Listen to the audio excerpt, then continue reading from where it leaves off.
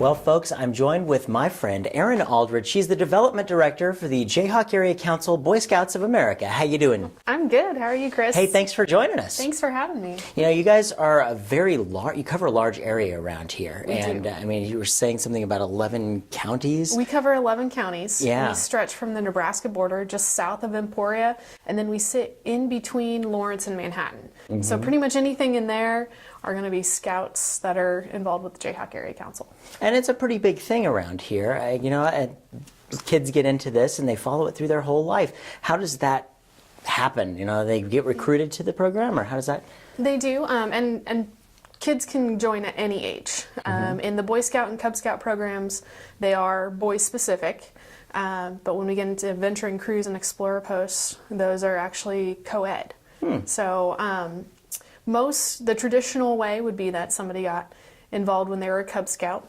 They got recruited just as they went from kindergarten into first grade, hopefully, and became a Tiger Cub, and the awe on their faces when they start going to things and seeing that there are other kids like them and being able to shoot a bow and arrow or tie a knot that they never would have known about tying before. Those are the cool things that they start with. Is there a specific way, like, do you guys go, like, do you have recruiters that, like, you know, the military calls at 18, like, you should join, like, you know, We don't call households specifically. Yeah, like, how's that work? So we have different packs. In the Cub Scout version, they're called packs. With Boy Scouts, they're called troops. And so the packs have their own, like, recruitment days and recruitment fairs, and we work through the schools, and all of our district executives, which are the guys, the feet on the ground, that are paid employees that go out and they talk to kids about scouting, they make sure the volunteers are trained and authorized to be there, those sorts of things. Those district executives, and we have 2 here in Shawnee County, and then 1 up north and 1 down south. They go out and they talk specifically to those classrooms, and they say, this is why scouting is cool. You get to build things, you get to spend time with your dad, you get to go out camping, we'll teach you how to build a fire, all safe. We've got Guide to Safe Scouting, so it is all safe. It does sound kind of scary, but... Well, I almost would rather have somebody taught how to make a fire than just trying to learn from themselves. I mean, it's not something you want to reinvent the wheel. Right, and that's... A lot of what we do in scouting is we teach the safe way to do things. So we have qualified instructors. So we don't just send the kids out with BB guns and tell them to go shoot at a target. They have to go through, even on our Cub Adventure Day, which is like the first real thing that Cub Scouts get to do when they join the program. It's huge. We take them out to our camping facility north of Lake Perry, and we teach them how to handle a gun properly. Even BB guns, that's what we start with.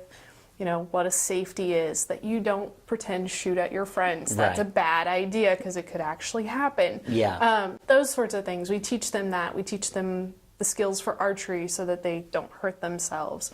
We talk about keeping our environment clean. You know, what is litter like? You know, what can that actually do to the environment and how it can hurt that? When I laugh because I start thinking about the things that we did at Cub Adventure Day, and where they talk about, you know, if you take a dog camping with you, you need to wash your hands after you clean up after the dog to make sure you don't spread disease. I mean, just it's different. Good pointers, and actually some folks maybe want to take that with them. Don't have to be in Scouts for that one. No, don't have to be in Scouts for that. But those are the things that, they're common sense knowledge, but sometimes they're not so common sense. Yeah, yeah. So those are the things that they start learning, and then the core part of our program is done in those packs, and then they divide down into smaller groups called dens, and they work on different their belt loops for Cub Scouts and activity patches, and they get to learn about sports. They learn the fundamentals behind everything that they do before they get the award for it, and then they start going through ranks and rank advancements. When they cross over it into Boy Scouts, that's when they're called merit badges. Okay. So they start out as Cub Scouts, and they get, you know, they do their little things they need to get to the next level, and then what's the next level after that? Cub Scouts, and then the older Cub Scouts, when they're getting ready to be a Boy Scout, that's called a Webelow. And once they're done with their second year of Webelow, if they follow the traditional path, like I said, boys can join at any age, they'll cross over into a Boy Scout troop. Okay. So at that Boy Scout troop level is when they get to start doing the overnight camps. Sure. And they get to go to high adventure bases throughout the country if their troop decides to go. Cool. We've got people that go up to Boundary Waters in Minnesota. Oh. We have people that go out to the Bechtel Summit Reserve, which is in West Virginia. It's brand new. It's a high adventure, like BMX. Would you have thought BMX is in Boy Scouts? Never would have thought So that. Yeah. rock climbing, they do a lot of fun, hands-on, in-depth things. They go hiking in the Nevadas and things Very like that. cool. So, Wow. And getting them really involved. yeah, they get involved, and along the way, they get to do all those fun things, but they also learn about leadership because the troops, they have patrols, and there's somebody that's in charge of making sure that everybody has their assignments. And that's all on the boy level. I mean, there's adults there to oversee it, but it's on the boy level. They have to make those decisions as to where they want to go, how they're going to raise money, that sort of stuff. Yeah. Yeah. So we got the idea of how you start out and get all through there. And, in this area, we are such a big area. What does the Jayhawk area have that, say, other areas don't? Like, what do we do here? Here we do a lot of special events, and our signature special event that reaches out to the community and really pulls in people that normally wouldn't be in scouting is 20 under 40, which you're an honoree of. Woo! Now, Yeah. were you the inaugural class? Or No, the I was second the second You were year. The second year, okay. yeah. The best So- year, of course. So Every year is the best year, right? So 20 under 40 is an amazing opportunity for the community to nominate people that have leadership and character development qualities that really stand out in our community. Chris, you're one of those. So you got Thank you. you got to be an honoree for that. So we have everything from CEOs to small business owners to nonprofit leaders and the whole gamut in between. But it's the community that brings those people to us and say, this person is phenomenal. You need to look at them. And then we have a group of community leaders that go through and look at their applications and make the very, very difficult decision of who those top 20 should be for that year. Yeah. This year we had 89 applications. Oh boy, that's We had a lot over of work. 135 nominated and 89 submitted applications. So, I mean, those Wow. 20 to 25 people have a huge task of that. But it's a Yeah. very cool event because it highlights people in our community that aren't normally involved in scouting and might not normally get that praise. And so now we've kind of become the leader in that, and we're being asked by other councils throughout the country, how do you do this event? Yeah. What are the things I need to know if I want to go out and reach out to my community and really engage them? And these are people that are board members, potential board members. Sure. They're people that are really interested in helping their communities, and that's the other part of scouting is the community service aspect. Yeah.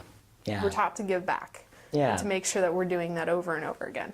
Well, and I think that's a really great, for me being involved with that process, it was really interesting because I know a lot of driven young professionals kind of get in their own thing and they see, it's really easy to have tunnel vision. They Right. care about the community. They really care that, that they're making it, but to see other people that are doing that same thing and see the encouragement around them and kind of coming together as a group, that was a really cool experience for me. And I know a lot of the other people that were in that with me in the previous before and after years, like they all felt that. And it was something that if you want to build this community, you do have to encourage people to Right. be their best. Be their best and keep at it. And that's a hard part of being a young professional and a young family member that, you keep at it year after year and keep doing it because it's your passion. Yeah. And because you love doing it. And that's, I've only been on the job a year and 5 months at this point. So